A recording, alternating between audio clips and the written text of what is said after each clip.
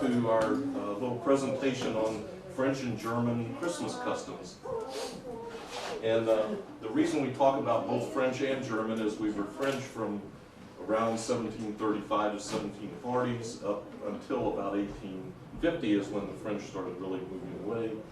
The Germans started moving in bulk in about 1832, so we have a lot of mixed customs here. We'll talk about those today. I'm Bob Mueller, and I'm with the Foundation for Restoration of St. Genevieve, and this is being presented by the State Park here, so pleased with that. Some of the things we're going to cover today from both the French and German standpoint is food, music, all those things about Christmas, religious Christmas, New Year's Eve. These were all things that were important to the French and again to the Germans. The French had a few little unusual customs that we'll talk about. And then we'll talk about a ball for the king at the end. Every culture seems to have a different name for their Santa Claus. In France, it's Père Noël, which means Father of Christmas. And earlier today, Ted Mueller was dressed as Père Noël here and outside the building. He looked very good. And typically, you see Père Noël in France with a donkey. And this harkens back to the time period when St. Nicholas was a bishop in the Mid-East in the, I think, 3rd or 4th century, and they kind of, Père Noël kind of portrays him. And as you'll hear later, each culture seems to have a character that goes along with Santa or Father Christmas if you've been bad. And in France, the guy's name is Père Coutard.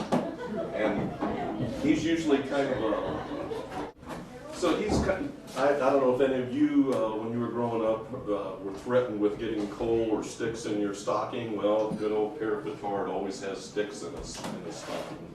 He's not as scary as some of the German ones, so we'll save that for later.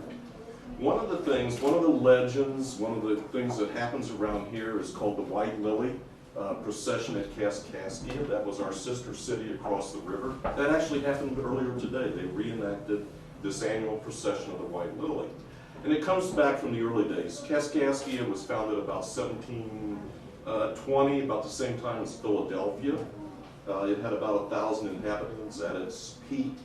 And in the early days, they were having a Christmas ceremony, and one of the Illinois Indians ladies was coming to the church, but she didn't have a gift. There was snow on the ground, and all of a sudden she finds these white lilies. So she picks them and she takes them into church, and it was a miracle because lilies don't grow when it's snowing. So that's that's still a custom in Kaskaskia, the original town. Kaskaskia has been eroded away by the river, and now that actually Kaskaskia is on the Missouri side of the river. One of the other things is that they would use, these are called samples, and the crèche. We typically have a crib scene or a manger scene with Jesus and Mary and Joseph and the angels and the 3 wise men and maybe a camel or 2. Well, they do that also with the French houses, but the other thing that they do is they have all these little sample figures that demonstrate some of the businesses or occupations in the town. Here you can see a blacksmith. Not sure exactly. These are obviously Alsatian people looking at the hat on them, but you'll see women with the different ones doing baking and things like that. Over at the Felix Valley House, they have a display of Santos.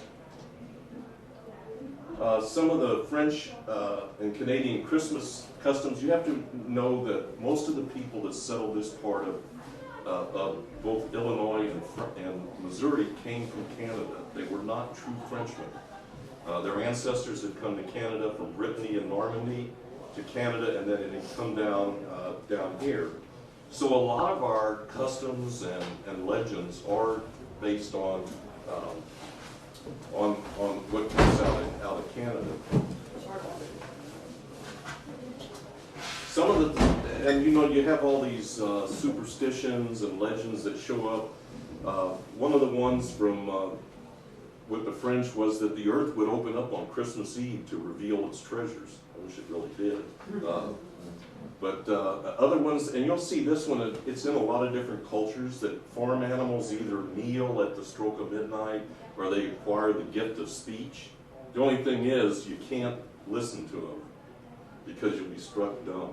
I think some people must have listened to them. This is the farm cattle kneel at the stroke of midnight, and this is an interesting one. The dead rise from the graves and they don't go back until the priest who's buried in the cemetery says Mass. Unfortunately, in our oldest cemetery, we don't have a priest buried there. So I guess they're just kind of roaming around. We get legends like the loup-garou, the werewolf, but this one is the legend of the birch bark canoe. It's called the Chasse Galerie, and it's called the Flying Canoe. And it was a bunch of French-Canadian lumberjacks who were out in the woods either trapping or cutting wood or anything, and they were going to be away from their families during the holidays, so they made a pact with the devil. The devil was going to fly them home in this flying canoe. They could party, but they had to be back by a certain time, or they were going to be forever damned to hell. The other thing is that they could not invoke the name of God. Well, the boys, they think this is a good deal. They head home, they drink for about a week. Coming back, one of them's all hung over, and he wakes up and he looks down, and they're way above the earth, and he goes, "My God," or not, that's German, it's "Mon Dieu," in French. And so he invoked the name of God, the canoe crashes. So that's the story of La Chasse Galerie. Some of the things that the children did here is when they're for Christmas, waiting Père Noël, they would place their wooden shoes. The French wore wooden shoes when it was snowing or raining. Most of the time they wore moccasins around here. But those are called sabots, and you can see that they left carrots for good old Père Noël's donkey. Always, our kids try to give them cookies and milk. They go for the donkey. One of the most important things to the French here in St. Genevieve was Christmas Eve, the Messe Minuit, midnight Mass. The French, they actually attended 3 Masses on Christmas. This would be the first. The children were sent to bed, and then the parents would walk up the streets here and go to midnight Mass. And I found a couple of, I'll read these. There was a Christmas in St. Louis in 1805, and Father Duran, who was a traveling priest who came into St. Louis, he said, "When I announced on the evening of my arrival that I would celebrate Holy Mass at midnight in honor of the Feast of Christmas, their joy was intense. I found the church well filled despite the rigor of the cold. I felt great satisfaction in seeing so many Christians unite to celebrate the birthday of our divine Savior. The joy of these brave people was not less, for they had not counted at all on having Mass on this most solemn occasion." We had very few priests here, and this is 1805, after the Americans had taken over. The priest before that, from here in St. Genevieve, Father Maxwell, actually served in St. Louis also, as well as down to like Fredericktown and places like that. So midnight Mass was a very special occasion. Also, there's a young boy that had been sent here in the 1790s to learn French. He was from Pittsburgh. His name was Henry Marie Breckenridge. And when he got here, he did not speak more than 2 words of French, oui and no, yes and no. And when he left, he had forgotten how to speak English, but lucky for us, he learned it again. And he wrote a book called Recollections of Persons and Places in the West. And it's the story of his coming to St. Genevieve, living in the Vital St. Jean Beauvais house, which is still here, and talking about the food and the customs of the French household. He was not a Catholic. This whole area was Catholic at the time, but somehow he ends up being an altar boy, a server at Mass. And I'd like to read in his book, he said, "At Christmas Eve, it was the custom to keep the church open all night, and at midnight to say Mass. On this occasion, I found myself alone for nearly an hour before that time, seated on a high chair or stool, with a cross in my hand in front of the altar, which was splendidly decorated and lighted with the largest wax candles the village could afford." So, I mean, they really put something into Christmas Eve here. And one of our local customs was something, oops. Oh, I forgot to, yeah. Some of the other things that they did on Christmas Eve, and Christmas Day was they would attend 3 masses. The first week would be the Minuit, and then the mass early in the day, the French children would do a procession up to the place the Christ child in the crèche. And one of the other things they would do was mold 3 candles together. They'd twist them to represent the Holy Trinity. One of the special things here was called pain béni, and that's a special loaf of bread that would be baked by one of the parishioners, and they would bring it to church, the priest would bless it, and then they would divide it up among the parishioners. Well, one year, the priest, we had a priest here that was kind of incorrigible, and he wouldn't bless the bread that the woman brought to the church. It caused quite the scandal. Breckenridge, he wrote about this also. He said, the priest had chosen me as one of the boys appointed to serve at the altar, which was no small honor, and besides entitled me to a larger share of the pain béni, or blessed bread. I carried my prize home and gave it to little Zuzu, a child in the cradle. Zuzu was the youngest daughter of Vital St. John Beauvais. Breckenridge goes away in 1797. He comes back in 1811 on Zuzu's wedding day.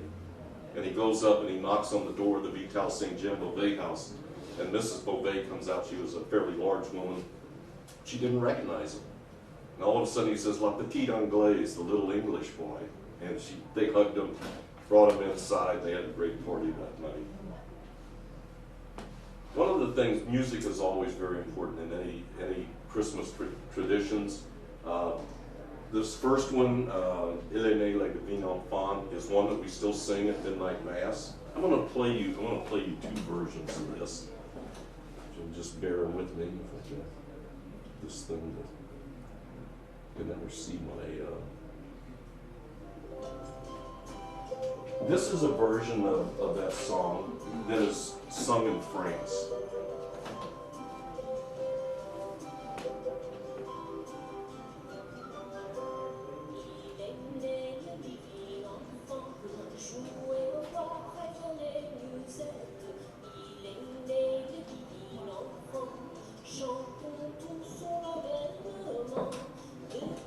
So just remember kind of how that tune goes.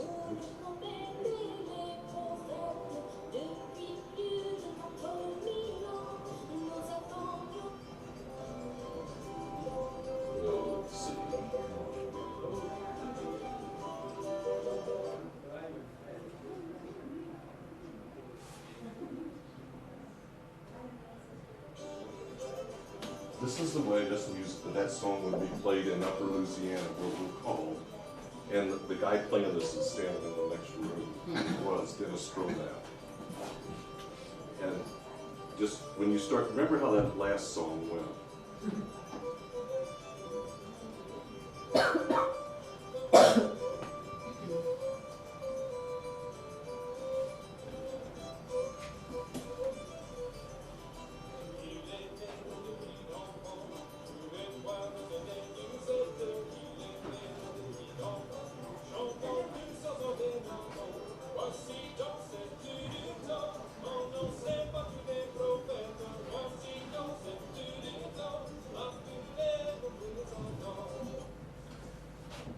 There's quite a bit of difference between those 2 songs and how they're played. The music of Upper Louisiana's got a very, I always say Dennis could make a Christmas song dance music.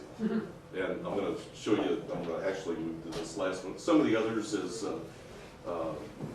Shepherds, it's not exactly, it's called Shepherds in the Field, Abiding. It sounds a lot like our song. One of my favorites is this Bring a Torch, Jeanette, Isabella. And then down here, this Gudien Touche de Géry. And again, I'll play you a version from France.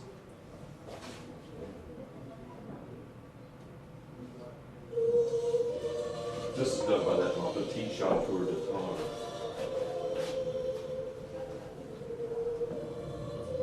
And this sounds like it would be a Christmas song, doesn't it?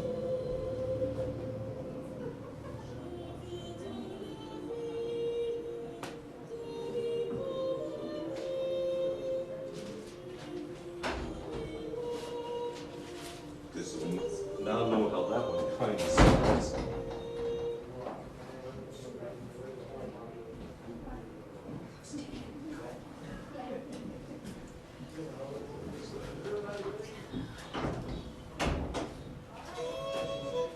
This is the same song. Is this Louisiana? This is the Upper Louisiana style of fiddle playing.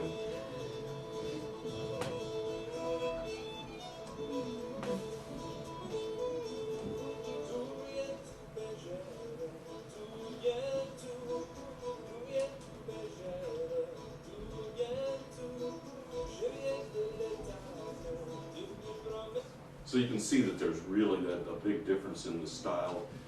We're blessed to have Dennis Stromat. He got interested in the music of Upper Louisiana, and after he graduated from college, he went over to Old Mines, Missouri, which is the last French-speaking town in Missouri, and learned from some of the old fiddle players how to play this style of music. And he comes to town and gives lectures and plays the music.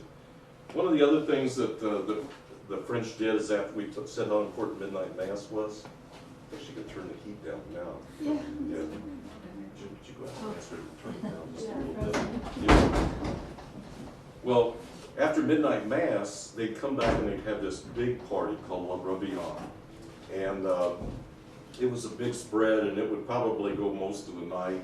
And it's very traditional. And tomorrow you can come over to Felix Valley House just across the street and see a reenactment of La Rebellion.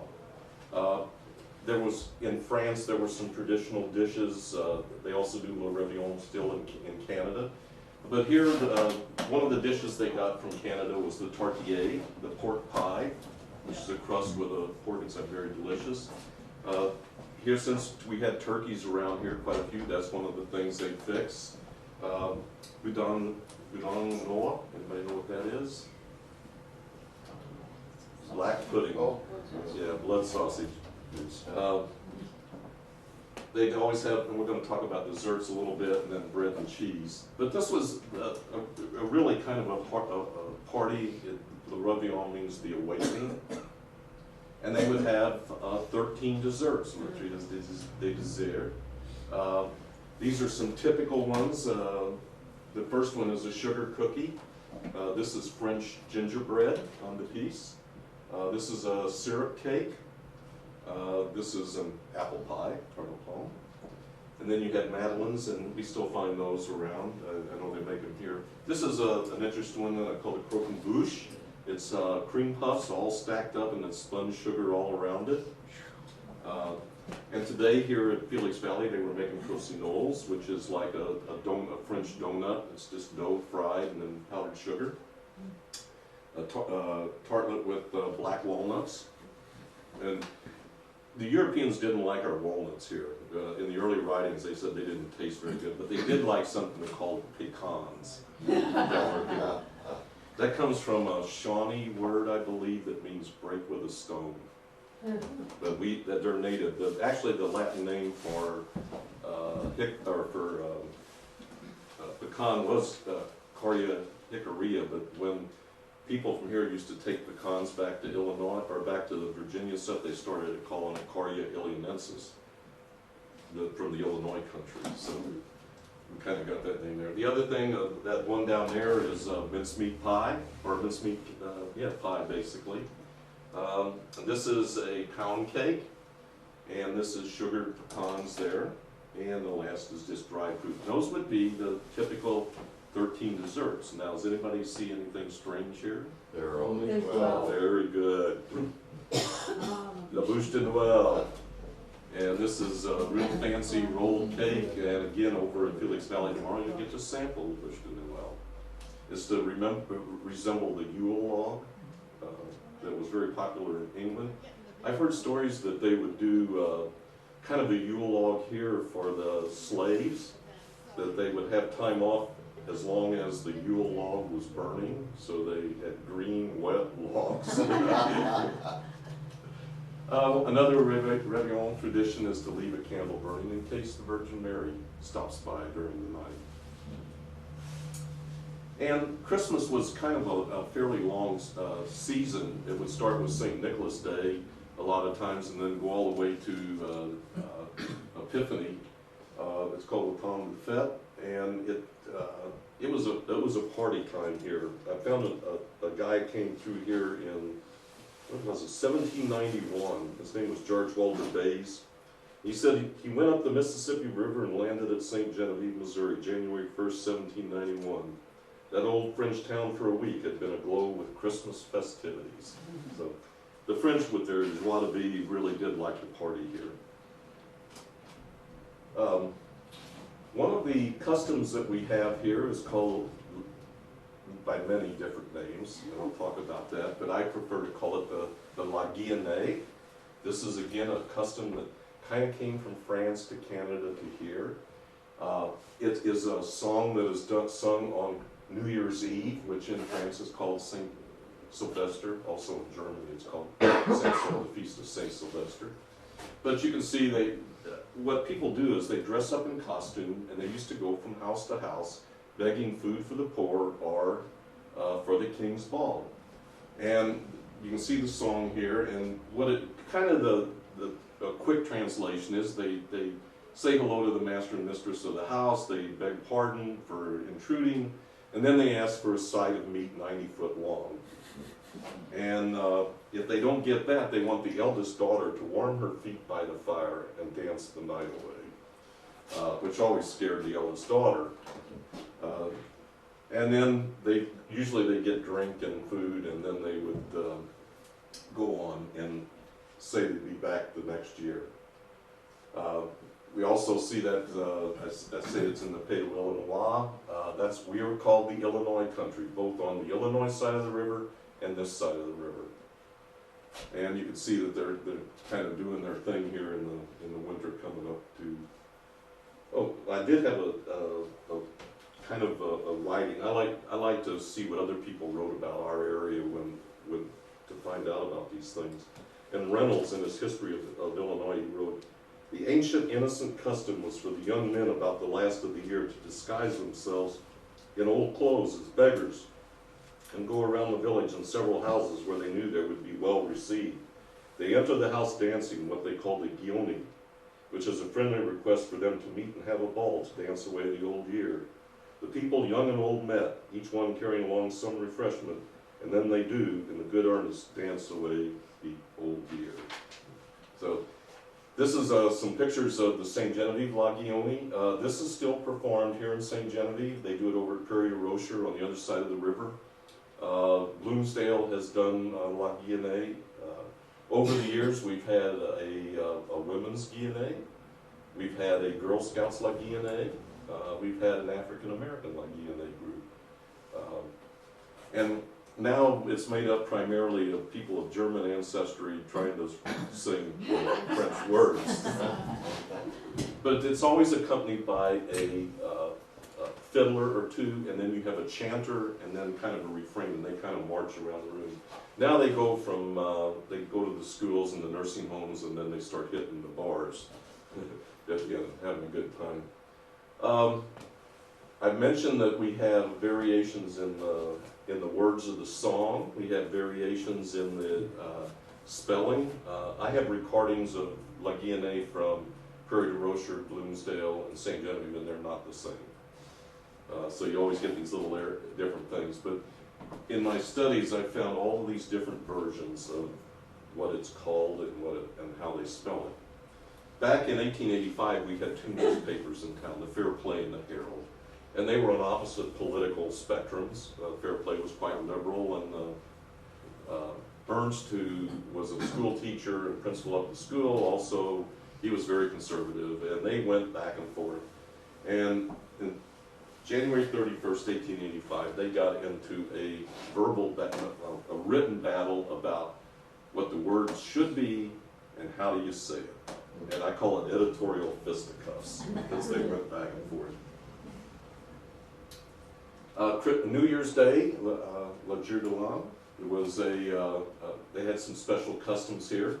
One of them is called the paternal blessing. And this was something that on New Year's Day, all the children would go to the eldest of the family, whether it was a great-grandfather or grandfather, and ask for his blessing.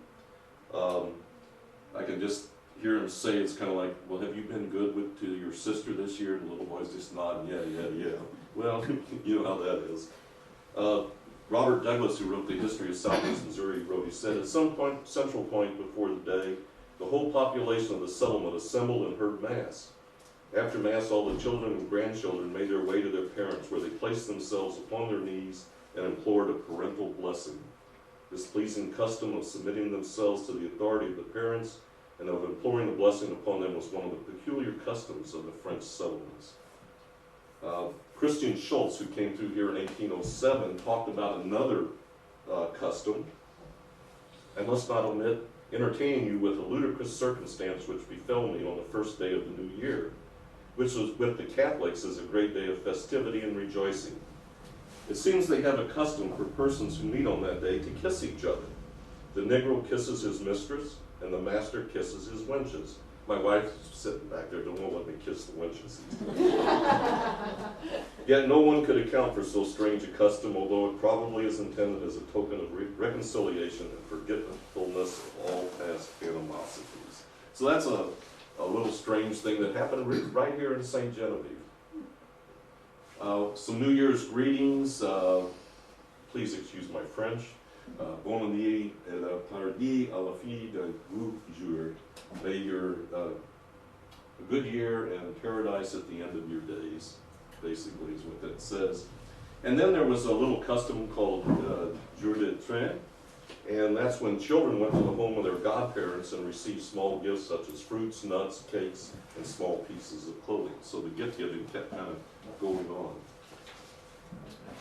One of the last of the French customs here is called the King's Ball, the Bal de Roi, and that's typically held on Epiphany, 12th night.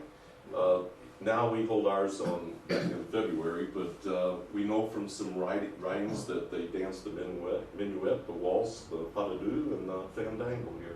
The fandango's from our Spanish era, when we were Spanish from 1763 to 1800. This is a picture of about 1804 up in Canada, in Quebec, of King's Ball, and we were glad to get that. We always talked about that if you were from Quebec, you wore a blue, it's called a mouchoir, a handkerchief on your head, or this is a toque, but and that if you were from Montreal, you wore red. Well, these are all Quebecois, and they're wearing red, so they kind of shot that one to heck. Our King's Ball, oops, I forgot to change the slide. We do have Queen's Balls. On leap year, we have a Queen's Ball. Other year, we have King's Balls. And we choose a king for the year, or a queen, by they find a little baby Jesus in the cake. And they are king, and they choose their queen, and they are king and queen for the year, except in leap year. So it's a lot of fun. It's the first Saturday in February. You don't have to come dressed up. We play old time music. We have a caller that teaches you how to do the dances. Everybody brings food. It's just a good time. A guy named Louis Conrad, who also wrote about Missouri, who said, in the old French towns of Upper Louisiana, at the Feast of Epiphany on 12th night, a cake was served to the ladies, into which had been kneaded before baking 4 beans. Each lady whose slice of cake contained a bean became a queen of the revels, and she in turn chose a gentleman to be her king, signifying her preference by presenting him a bouquet. Another one, Reynolds again in Illinois, said, no set supper is indulged in. They go there not to eat, but to be and make merry. The French always did that. They have refreshments of cake and coffee served round at proper intervals. Sometimes bouillon, as the French call it, takes the place of coffee. Everybody know what bouillon is? I made a batch just yesterday for the Le Réveillon. It's chicken cooked, it's like a pot au feu in French, only it's with chicken instead of beef. And it's vegetables and chicken, and you eat the broth, or eat the broth first, and then you eat the chicken and the vegetables. The big controversy in our family was, did you make it with tomato juice in it or without tomato juice in it? And I've seen both. So that's our French customs. I'd like to talk a little bit about our German. Weihnachten is the German word for Christmas. W's in German are always pronounced with like a B, so that's why I said Weihnachten. And we'll talk about their Christmas season. It started a little bit earlier than the French, with the beginning of Advent. And I have to tell you that most of the Germans that came here were Southern Germans from Baden and Württemberg, Swabia, and Bavaria, which was all Southern Germany, and they were predominantly Catholic, so we have a lot of those traditions predominantly. But it would go all the way to Epiphany, which means Heilige Drei Könige, which is Holy Three Kings. And we're also going to talk a little bit more this time about the Christmas tree and decorations that come from the Germans.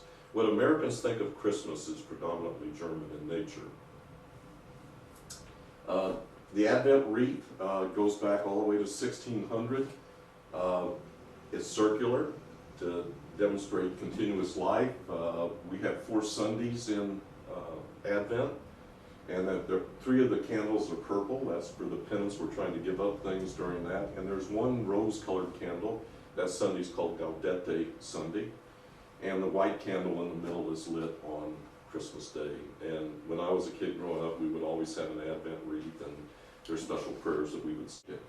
Also, the type of greenery that you use for your Advent wreath depends on what you're trying to say. If it's pine, holly, and yew, it's for immortality, which none of us ever get. But cedar, strength and healing. Laurel, victory over suffering. And if you see seeds, it's life and resurrection. And seeds, they're about the beginning of new life. The other thing is an Advent calendar. I don't know if they're not as popular as they used to be, but we got one for our granddaughter this year. But actually the Protestants in Germany started the Advent calendars about 1851. Some of them can be very ornate, and they'll have all the 20, I think they're 24, 25 little slots on there, and you open up and you'll get a little card or a gift or something like that. My wife did, our granddaughter's a lovely little girl, so she buys a big bag of things that every day she gets to pull a toy out. This is a Advent calendar for a little town called Gegenbach, which is near where a lot of the Germans from here came from. And it's of their Rathaus, and a Rathaus means their city hall in German. We talked about a little bit about the Feast of St. Nicholas. Again, Santa Claus is based on St. Nicholas of Myra, and what he did is he gave some gifts to a young girl, I think, that was wanting to get married but didn't have enough money for her dowry. And so that idea of gift giving kind of came from that. So St. Nicholas, when I was growing up, we always put our shoes out on December 6th, and we'd get candy and maybe an orange or something like that. But St. Nicholas always comes with his little buddy, Neck Rupert. And Neck also has sticks. So if you're not good, you're going to get sticks. In Germany, there's a variety of other little companions. It depends on which area of Germany you're from, or Austria. Pelsbach, Pelsnickel here, and like his beer. This is the one that scared the heck out of me. Krampus, he's Austrian. You can see these little kids are just scared as all get out of. That guy is going to get you. You get a cat scare. Yeah. Hans Trapp is another one. He seems to be a little more benevolent. This one, I had to throw this one in because Jan Braun's here in town. He's actually from the Netherlands. And in the Netherlands, Zwarte Piet, which means Black Peter, if you're bad, he's going to take you to Spain. Evidently, Spain tried to, I guess, defeat the Netherlands, and so don't be bad in the Netherlands, you'll go to Spain. Again, the Germans had a variety of legends, anything like rivers turning to wine, we all like that, animals speaking to each other, tree blossoms bear fruit. Again, this thing about the earth opening up to reveal precious gems. This is one we really didn't have much here, but over in Germany they have the church bells ring from the bottom of the sea. And one, I did find this one here too. It's on, they would drop girls would drop pieces of molten lead into a glass of water, and it was supposed to foretell if they were going to get married and who they would marry. I guess it's like reading the tea leaves with lead.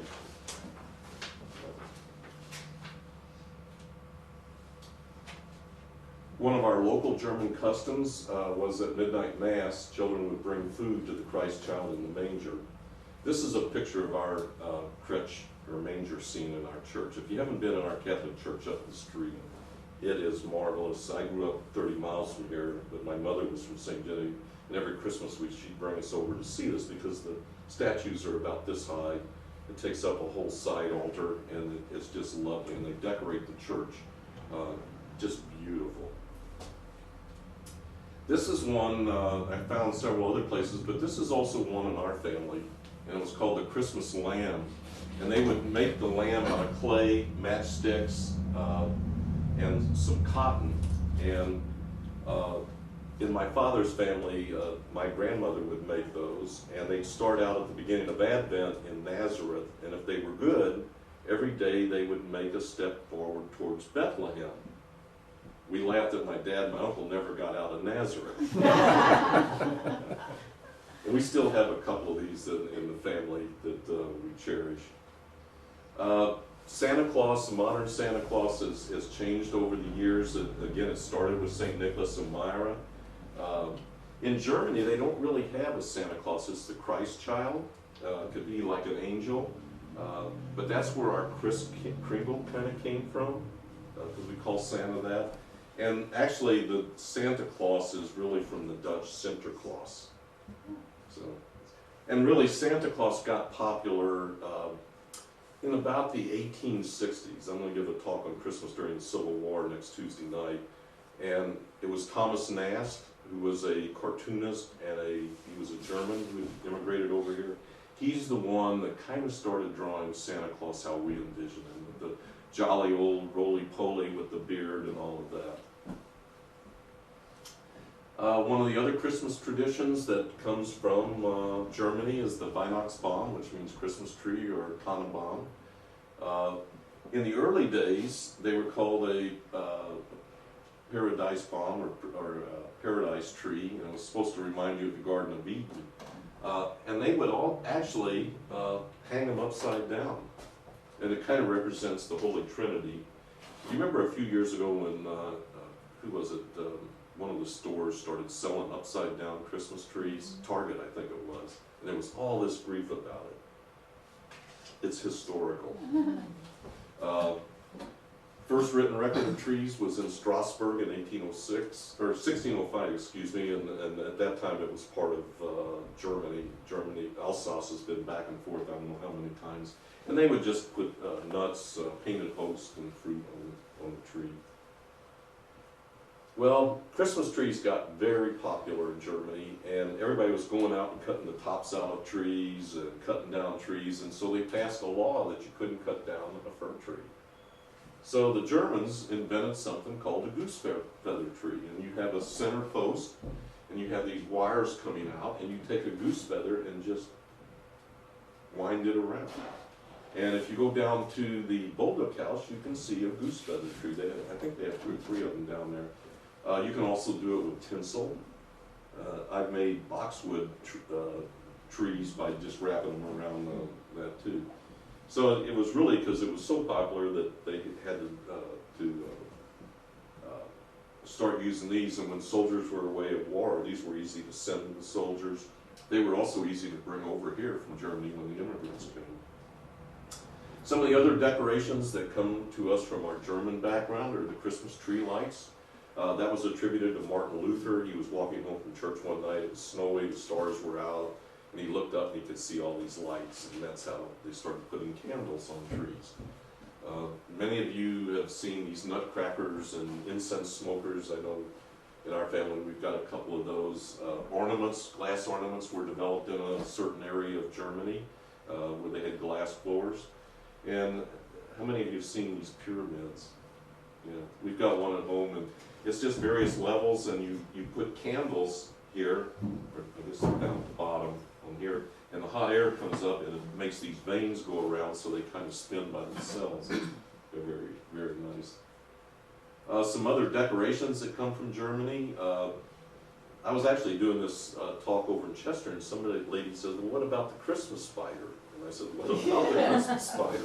Never had heard about that. Well, there was this poor lady who was a really good housekeeper, but she was very poor, and so one night, it was Christmas time, she went to bed, she had a tree in her house, didn't have much on it, little spiders came in and spun all these webs on it, and Santa came, or St. Nicholas came in and turned them all to gold. So that's kind of, the legend that kind of moves from that into tinsel, or garland. Tinsel actually started in Germany also. It was first made out of lead, which didn't work too well because it was waving down the branches. And they did some in pewter, some in silver, but now we just have it in plastic. But the garland kind of harkens back to the Christmas spider. Candy cane was another thing, and originally it was white, and it was supposed to represent the Christ being the shepherd. The red stripes are supposed to represent the blood of Christ, but I think that's more of an American invention in Indianapolis. Some guy started doing that. And some of the food that we eat, and a lot of these, my mom didn't make gingerbread houses, but she made all these other things growing up. Hildebrochen there's another name for that cookie too. It's actually a 2-layer cookie with jam in between.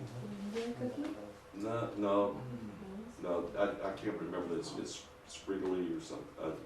But in our house, they don't last long because I like them.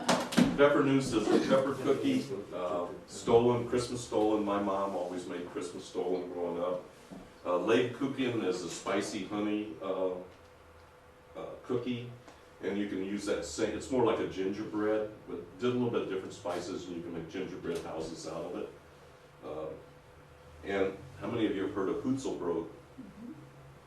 It's a German fruit cake. My mom always made it. Hutzel is a dried pear, and you would have dried apples and pears and candied fruit and pecans and walnuts in there. And the bakery shops around here, when I look at the old newspapers 100 years ago, they were selling Hutzelbrot around Christmas time. Some New Year's traditions. In our family, on New Year's Eve, my mother always had to have blood sausage and pickled herring. It was just tradition. We lived in Pennsylvania for a period of time during my work career, and in Pennsylvania, you had pork and sauerkraut on New Year's Day, or you're in trouble for the year. And the reason people do pork and they do fish, I've always heard, is because a pork can't back up, a pig can't back up, and fish can't back up. It's a looking forward kind of thing. So that's why people eat pork on New Year's Day and pickled herring. Germans also have their songs. How a Rose Erblumen from 1599, O du Fröhliche. That one, I'm going to play that one for you.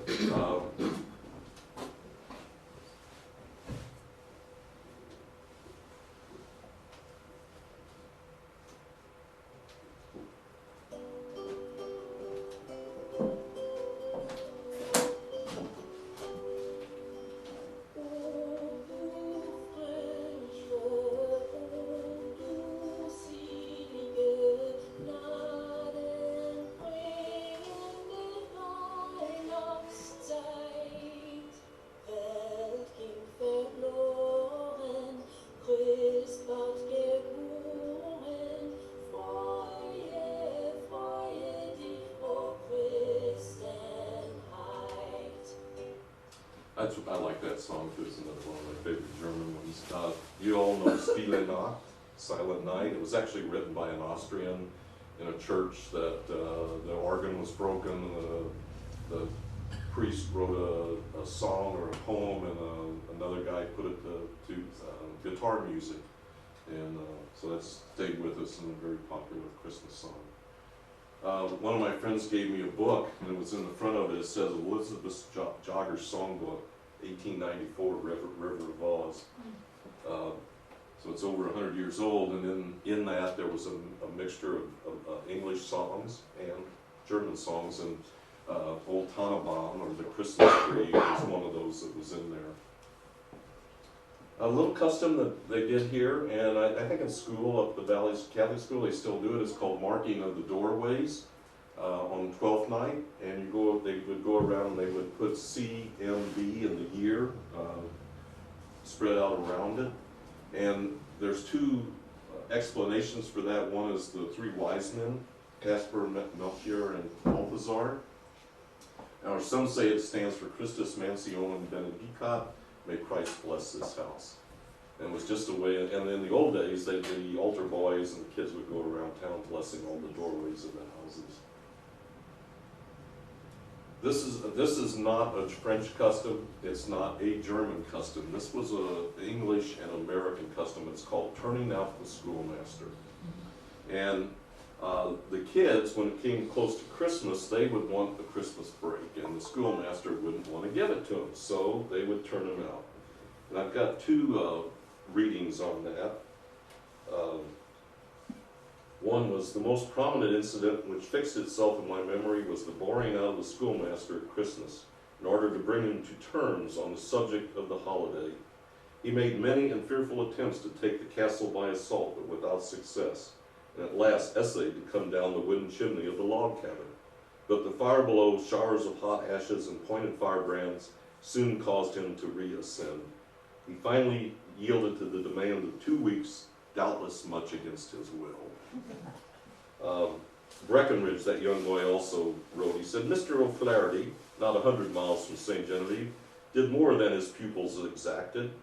He procured a supply of cherry bounce, whiskey and honey, and while he took his full share, distributed so generously that one half of his pupils were made orful sick, as their parents expressed it. Some had to be carried home and the doctor called in, while the master required a wide path and made a zigzag tracks in reaching his lodging place. He was turned out, in fact, by the indignant parents. Some other traditions that aren't French or German are the Christmas pickle. How many of you put a Christmas pickle in your Christmas tree? Yeah, it's been more of an American invention, but you can buy Christmas pickles in Germany and like Kathy Wolford stores. It's whoever finds the Christmas pickle on the tree is supposed to bring good luck. And the other thing is printed Christmas cards. Those actually started in England.